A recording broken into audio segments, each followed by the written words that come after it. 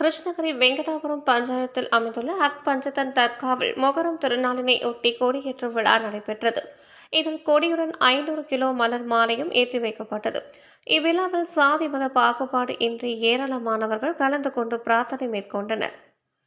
ஹிஜ்ரி வருட பிறப்பினை இஸ்லாமியர்கள் மொகரம் மாதமாக கடைபிடித்து வருகின்றனர்.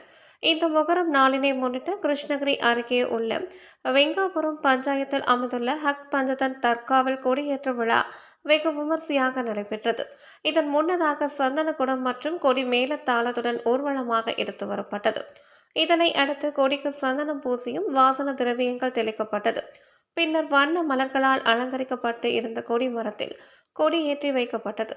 கூடவே 500 கிலோ எடை கொண்ட மலர் மாலையும் மதகுருமார்கள் முன்னிலையில் ஏற்றி வைத்து சிறப்பு பாத்தியாவில் ஈடுபட்டனர்.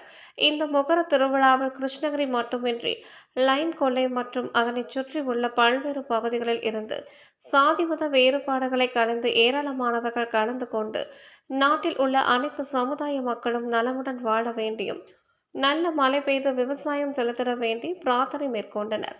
கொடியேற்ற விழாவினை ஒட்டி அனைவருக்கும் அன்னதானமும் வழங்கப்பட்டன. இந்த விழாவிற்கான ஏற்பாடுகளை அன்சர் மற்றும் ஹக் பஞ்சதன் தர்காவின் கமிட்டியினர் சிறப்பாக செய்திருந்தனர்.